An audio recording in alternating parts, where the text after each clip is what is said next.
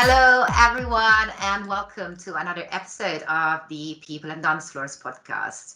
And today I am joined by a really good friend of mine and somebody who was really close to my heart, and who is a producer and DJ who goes by the name of Earl Grey. Jim. Hi, Jim. Hello. Thanks for coming. Thank you for having me. I really wanted to have a chat with Jim because, well, first of all, we met at a festival. We met at Boomtown in the distant 2016, and in that context, I had been a fan of Jim's music for a long time, but I'd never met him before, and I was a bit shy, a bit like when I guess you've got somebody you really admire, was art you really admire, and then you're like a bit like, oh, should I go, should I not go and talk to them, and so on. Anyway, so eventually I did go and talk to him, and I was like, so what are you listening to at the moment? And I was expecting something like, I don't know, he would tell me something like, oh yeah, I'm just listening to loads of jungle because a lot of the music that Jim produces is jungle. And he was like, no, I've just been listening to like Matthew Herbert's new album. And I was like, what? I didn't expect, I don't know, a part of me was kind of surprised that he had this kind of really broad and diverse range of interests in different genres. So anyway, so we bonded, and years later we're still talking, which is a good sign. Yeah. And I just thought it would be good to have you come on the podcast because I want to hear your thoughts about what's been going on, I think, recently in some of the debates around, I guess, COVID and DJs and talking about, changes to the industry or everything staying the same. So I just wanted to get your thoughts on that. But before we go on to that, before we move on to that, I want to start with, how did you get into it? How did you get into music for the dance floor? Well, I grew up playing guitar. I was playing in bands. So I did that for a good few years, from probably the age of like 14, 15 onwards till about, maybe till I was about 17, 18. And then I basically moved away from the guys that I was playing music with, and I kind of needed something to do, like an outlet on my own. Around that same sort of time, I was getting more into electronic music, so a lot of my creative energy went into playing around with bits of software and programs and stuff, and basically just, I guess, replicating the sort of music that I'd been hearing, which, if it's electronic, then it's kind of dance floor orientated. Maybe I didn't really know it at the time, but it's pretty much, just trying to replicate what I'd been hearing and the stuff that was inspiring me when I was 17, 18, something like that. So what was that stuff? What would you say would be like inspirations at that time? Where did it come from? It would have been a lot of the Warp Records and Ninja Tune stuff and Planet Moose. So that would be like Aphex Twin, Squarepusher, Venetian Snares, Musique or Uzik, Shipmat, the Wrong Music stuff, a lot of jungle, breakcore, acid, brain dance, IDM, that kind of, that sort of area. Yeah, it's so interesting to me because there's a lot of like, I mean, even for me, it was exactly the same. Like I first got into like kind of band music, so like a lot of sort of, I don't know, kind of rock inspired, some kind of new metal stuff when I was like maybe 14, 15. But at the same time, I was listening to like Aphex Twin, Squarepusher. I mean, like a friend of mine introduced me to that. And like at that time, it just blew my mind because I never, I was like living in Italy. I never heard anything, even remotely resembling it. And then when I was 17, I started going to raves in the countryside and in weird, like, it's sort of really small parties, but there was like these kind of groups of people who were really like into their own, you know, making their own productions that were like mimicking a lot of what they were listening to from those labels. And so, yeah, and it was kind of like breakcore, and it was mad. It was absolutely all over the place, but it was amazing, and it felt really liberating to me at the time. I heard that stuff through because I was like a massive Radiohead fan, like a huge Radiohead fan, and I think on their website quite often they would. I think it was mainly Tom York would just be listing the sort of bits he'd been into recently, and a lot of it was Warp Records and that Ninja Tune, that kind of thing. So it's kind of through them basically that I got onto that sort of style of electronic music. Yeah, that's so interesting. And like, so how did you go? Because obviously it sounds like, just picking up on the earlier part of your story when you were talking about going from the band to kind of solo production. I think a lot of it, because obviously with the band and like moving away, you know, you've got a group of people, it's a social thing, you're sort of doing it together and you're relying on each other to make music. But all of a sudden, if that's not there anymore and you still want to make music, you kind of have to make the shift towards a bit solo production. And so and I think, you know, once you're, I don't know, like it's kind of like it's nice to go from, you know, because it's like it's just a different kind of instrument, isn't it? It's just like learning how to use a different kind of instrument. Pretty much. And like quite often I was already writing bass lines and stuff for the bassist and guitar lines for the guitarist. So it was just a case of like finding how the hell these programs worked. Yeah. And it was like self-taught, kind of just. Yeah, it's probably a bad idea in hindsight, but yeah, pretty much just sort of fumbled my way through these programs and started to build up a little bit of knowledge and started to get tracks made. So how did you get from that to like In Perspective Records and all that? Was it sort of, what was the passage? Because I know you through In Perspective Records. That's how I sort of, you know, first kind of encountered your music. So how did that happen? Were you going to Technicality? I was, yeah. Right. I was back in whenever it was, like sure. 2012 maybe, maybe even earlier, but yeah, I think 2012 probably. I think the first time he booked me was maybe 2009. I think, when I would have been like 20. So that was when MySpace was still a thing. So, you know, you'd get people, say if you were a label, you'd have a page and then you'd have like your fans being quite active on your page and on your comments and your wall. Is that your wall? Yeah. So I had a page with my stuff. So it would have been the Subtle Audio and In Perspective pages. You know, there's a little bit of a community there. And Chris just reached out to me through some of the music that I'd posted there. And I guess maybe he'd seen one or two of my sets from the really small breakcore night that I was involved in Buxton. And it was like, right, well, he could probably do a set. And it was probably quite cheap. So he got me down. Sometime, I think it was 2009. And like, I don't even think I'd really been to a proper drum and bass night before that. So a lot of the like norms and conventions I wasn't really too aware of. So it's kind of just dropped into the middle of this jungle night at Rhythm Factory. But yeah, it was. And sorry, what do you mean by norms and conventions?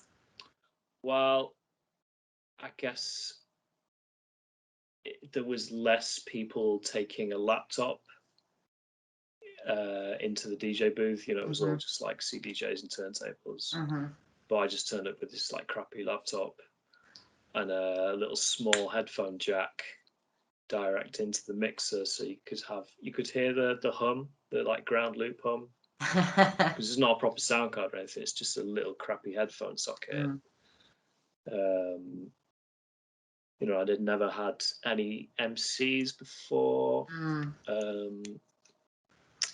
There's like a kind of baptism of fire to like this whole different level of kind of, you know, this different expectations about what, you know, what kind of DJing in that environment would be. Yeah, and I guess because I wasn't doing a live set, but I was using Ableton in like in just a quite a creative way. So I was like chopping a lot of things in real time and slicing and more effects. Whereas I guess most DJs would just take 2 records and blend them, and that's it.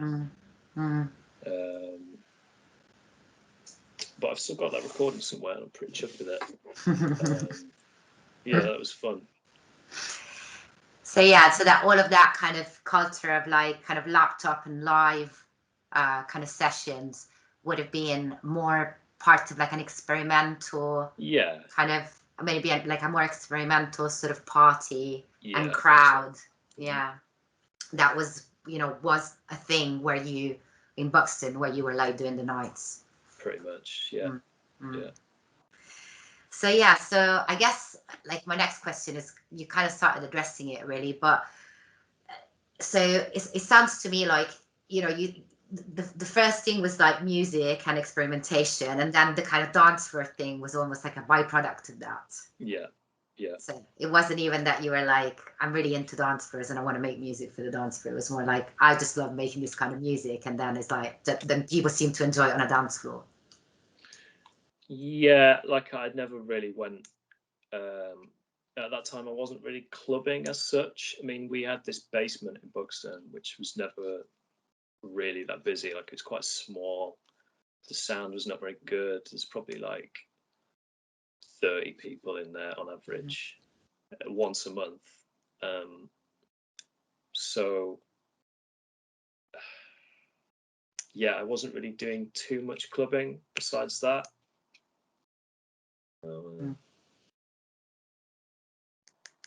Yeah, it kind of just, I guess it just by the nature of the stuff that you're making, a lot of DJs will take that and run with it. So it's kind of inevitable that it just ends up being like club-based music, whether you kind of want to or not. But I guess some of the exciting stuff, you know, a lot of music's value is like, it's not really designed for the dance floor, but it's just different, so it works. It works in a different way, but it kind of makes that a little bit more exciting. If you have a track that's just purely built for clubs, it's probably musically not that exciting. Yeah. Technically, it might sound great on a rig, but I guess if that's your prime, like motivation is doing stuff for dance floors, then it's probably going to fall short in like other aspects. So yeah, I guess for me it was really the music came first, and then the dance floor just followed after. I guess, yeah, there's a lot of music that's purpose built for the dance floor, and then it's sort of like, it's, you know, it's there in that moment, but then like, I don't know, in terms of like, you know, listening to it outside that context, or indeed like its kind of durability over time, you don't really know. Is it going to stand up? Has it got like longevity or repeated listens? Is it, you know, it's difficult, I guess. Yeah. Although a lot of the kind of like early disco was kind of made for the dance floor, and well, some of it at least, and it still sounds great today. I guess because it's like scruffy and rough and kind of raw, and probably unquantized as well. So probably a lot of it, you know, they didn't have drum machines to play to, or if they did, those drum machines were like not very good and not very tight, so it was kind of loose and fun, and probably because it was recorded to tape and you've got all the old equipment that had a certain sound to it, whereas, you know, a lot of it now, not a lot of it's just a bit clean and clinical and sterile, and it's only ever seen the inside of a computer. Whereas all that stuff back then was I guess organic and acoustic, and just makes a big difference, really. But I think part of the reason why I think like the way which the type of electronic dance music that I prefer, whether it's jungle or a different genre, is like when it's got these kind of like really nice organic samples in it that remind me of like something, I don't know, I don't want to say authentic, but it's like it sort of fills my tummy with joy. Yeah, that's fair. I can relate to that. Definitely. So yeah, the other thing I wanted to talk about is this kind of discussion that's been going on recently about how the industry has been affected, not so much how the industry has been affected by COVID, but like I've seen a lot of discussions on social media from people who are like, before the industry was problematic in the way that it was organized, because it is sort of, there is too much, that like people at the top get paid way too much, and then like no money trickles down, and so it doesn't make for a diverse industry that's constantly flourishing and allows people who are maybe younger, maybe not established, to like start producing and eventually being able to make a living from making music. Sure. So and then and I guess COVID maybe was seen by some people as a possibility to change that a little bit, to like challenge that sort of very hierarchical, very kind of rigid structure. And now that things are going to open up again, or things are opening up again, and people are looking at like festival lineups and like club bookings and stuff, and people were complaining on social media that you're still seeing the same names, that it's always the same people, that there is no kind of investment in local scenes. So yeah, I was just wondering what your thoughts are on that.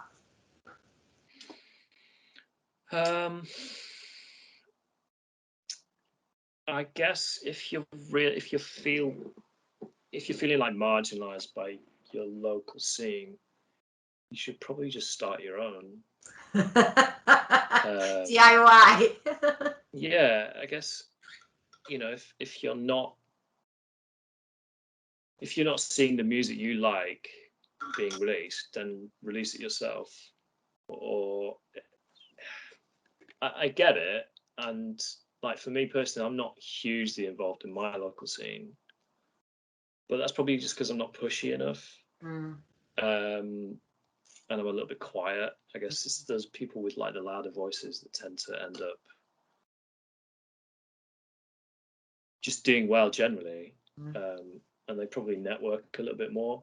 So I'm maybe not really the right person to comment on it, because I'm a bit lazy. I've enjoyed playing some nights in Manchester, but I wouldn't really bank on them. I've thought about putting my own stuff on, but I'm not really sure I have the energy for it. I guess that's why a lot of promoters, they might DJ themselves, but they don't. Beyond that, they don't write their own music, or they don't produce or anything like that. So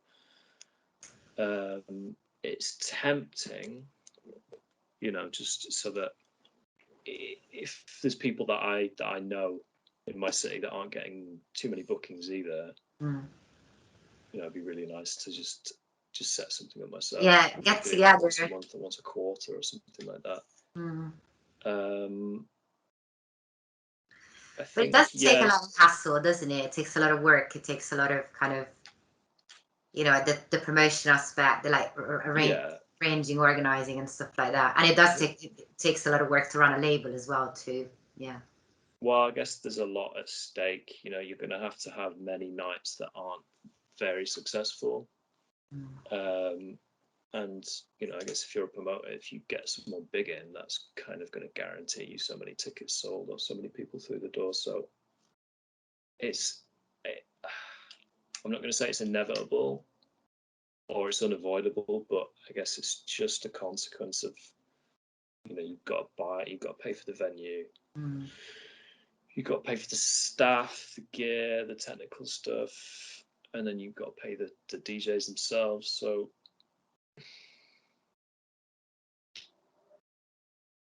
I don't know. Maybe if there were more venues, more cheaper venues, then people would start to take a bit more risk and just, you know, build a lot more things sort of organically and not have to fly someone in from wherever. I think that's a really good point, actually, because a lot of people that I've seen on social media, and like it's all interesting arguments, and I'm not like being judgy on anyone's position, but I was thinking about how, you know, people are kind of placing the blame on kind of individuals, like individual DJs or individual promoters, about a system that is, I think, fundamentally broken because there are so few venues and the venues are so expensive. Sure. And, you know, they'd rather do like new developments and kind of like completely obliterate live music from that whole area. Yeah. And so I think, you know, a lot of promoters struggle. And so they will obviously pick names that they know are going to sell out. I think some people were saying, oh, you know, gigs will sell out regardless because people haven't been out for a year because of COVID. So no matter who you're going to put on, people are still going to come. Maybe. So that was one of the arguments that I read, which I thought was interesting. But then I was like, yeah, I mean, obviously, I do like the idea of like kind of local scene and everything organic and like, you know, more diversity. But I also understand that maybe that's not realistic. Well, it's just expensive, isn't it? Really. Yeah. And like I remember like when Chris in Perspective was spitting on nights and like trying to find the venue in London that would like not cost a fortune was really difficult. Yeah. Yes, they turn over so quickly. And there's so many, you know, long lost venues. If you just think of like all the clubs that you've been to that you've really enjoyed that aren't there anymore, it's like the Rhythm Factory. Yeah, of course. Yeah. So yeah, so many that I've been and gone so quickly, and the ones hotels now. Pardon? They're hotels now, most of them. Yeah. Well, or flats, or yeah.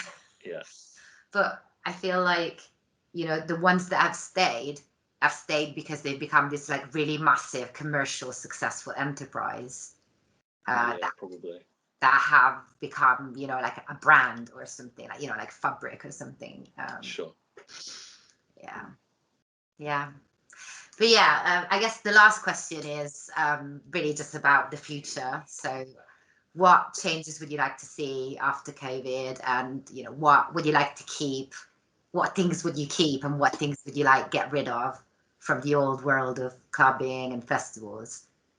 So what do you miss and do you want to kind of like go back to, and what things you'd rather not see anymore? I think obviously there's been a lot of calls to diversify the music industry. I think that's a good idea. Also, I think a result of that is you're going to have more diverse and eclectic crowds, which generally makes for a better night. So kind of everybody wins in that respect. I remember when we went to Aphex Twin at the Weirdos project, and quite a few people were complaining about the early start time and the early finish time. But for me, I really enjoyed that. I really enjoyed the night starting at like 8 or 9 or wherever it was. And it was finished by like 2 or something like that. So at the risk of sounding like really old and grumpy, earlier start times and earlier finish times, I wouldn't mind that at all. I think that'd be quite a good shout. I guess, yeah, cheaper if the venues maybe lowered their prices, you know, you'd get more people willing to take risks, and you know, that would maybe give them more money to put on different sorts of lineups and to get people in that they might not necessarily have considered, you know, because I guess if there's less riding on it, they're going to have a bit more freedom to play around and just do something original and fun and stuff. True. Although there's also something else, that like cheaper venues tend to come with terrible sound. Yeah, that's true. Yeah, I was going to say that because I mean, some of the places on like Kingsland Road, Mm. I can't remember the name of one of them, but Yeah, the like bar sound was, 512. oh my god, yeah, it was really bad. I remember I did a back-to-back with Hannah Jin, Mm. which was a bit of a disaster, to be honest. Like the place, maybe people stayed away because they'd already been and they knew the sound wasn't very good. Mm. It was still like a hardcore down the front who were really enjoying themselves. Mm. I remember Equinox walking in and he was like, "Where's the bass line? It just wasn't there. Where's the bass line gone?" I was like, "Yeah, Yeah, it just wasn't Um, there. I guess maybe if the councils would be a bit more liberal in their licensing stuff, Mm. then you'd have more venues and then you'd have more opportunity to to have a successful scene and a healthy one. And I guess is it the Germans who've sort of argued that clubbing is like culturally relevant and important and has merit and value, whereas we probably don't really have that sort of attitude over here. Nope. Probably. I mean, It's like definitely. clubbing is not good culture. It's bad culture. Yeah. We don't care. We'd rather have foreign investment flats. Yeah, if we could take a leaf out of their book, I think that would be a good shout. Definitely. Yeah. I've still not been to Berlin. I need to get that done. Oh yeah, I would love to go really soon, actually, as soon as I can. But I don't know if things will be back open again. But surely there'll be some like outdoorsy type stuff. Maybe. Maybe in the summer. But yeah, what I was going to say is that the earlier start time, I understand how that can also be actually more inclusive, because diversity is not just about, I think, not just about diversity in terms of like, gender, race, class, but it's also diversity in terms of age, age groups. And I think like one thing that I found really interesting about going to these kind of sit down raves, when there was, I don't know, it was like tier 2 or something, tier 1, I can't remember what tiers we were in, but I remember them. We we were allowed to go and like have socially distanced sit down kind of things where and there's a few venues in London. I really like Night Tales, actually. We went there and just had 6 hours of Jane Fitz, which was awesome. Lovely.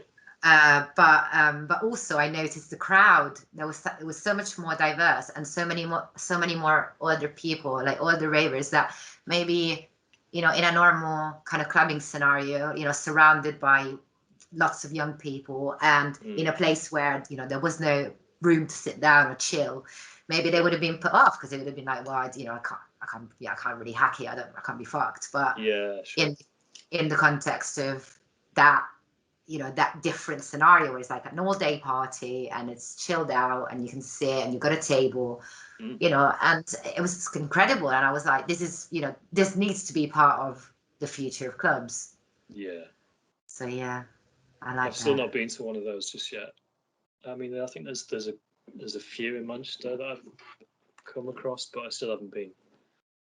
And to be honest, I might not necessarily be able to converse with people because I guess it depends how loud it is, but I would not be able to hear what you were saying from across the table. But can you do that in a club? Do you not do that on the dance floor where you like shout like in someone's ear and like, Yeah, that's true. Yeah, it's sort of the same thing, really. But I think it's like, I think there's, depending on who you go with, obviously, but like people are quite respectful that there are times where you just want to like sit and listen to music and you don't necessarily want to converse. Yeah. And obviously for me, like being a smoker, I usually tend to do like when I want to talk, I just go out smoking and then I come back, sort of thing. But yeah, it varies really. But yeah, so anyway, I think yeah, I could agree with you that a lot of the responsibility lies with councils around licensing and venues around, and obviously also like making venues and especially like more central venues accessible, cost wise. And please, sound system is the main thing. If you're a music venue, so just invest in your sound system. Yeah. Some really bad ones, but yes. But I remember that Void one that what was it? Hidden Manchester. I love that sound Oh system. yeah, It's yeah, very yeah. lovely.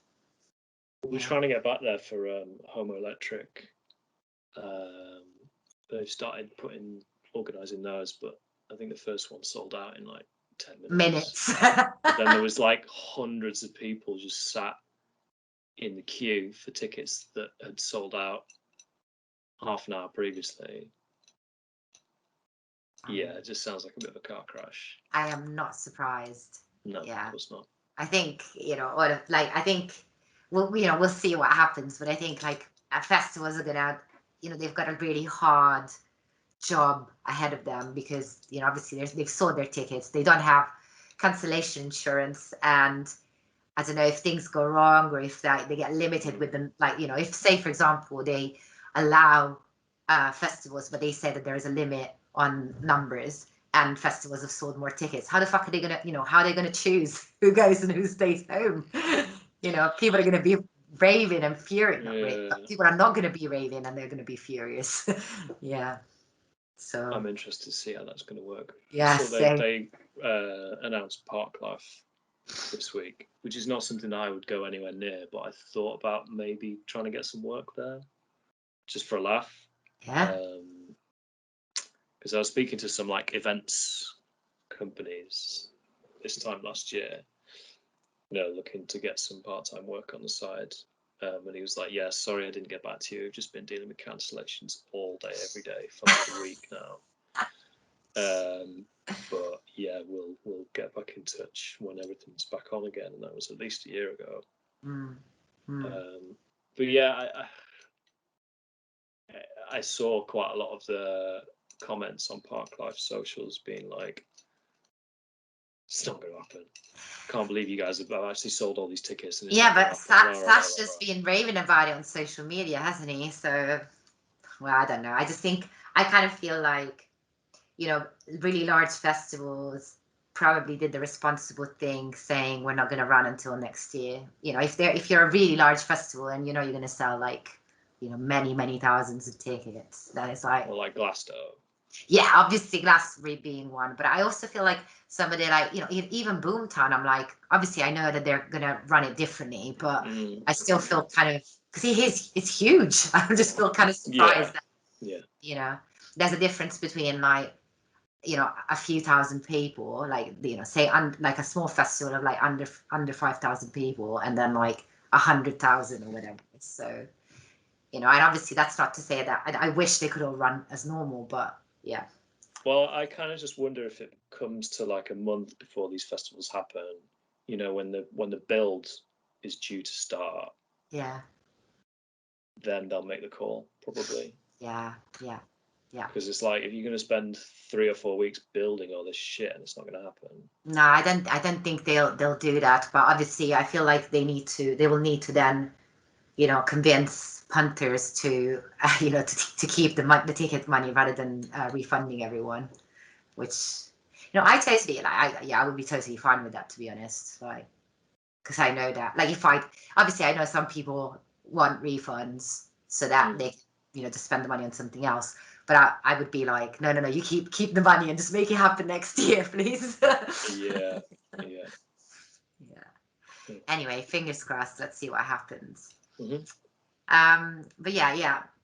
Thank you so much for joining us today. I mean, me. I'm alone. Everybody else in the room. But yeah, thanks for joining. And this is really a great chat. And I enjoyed myself. Thanks very much. Nice one for having me.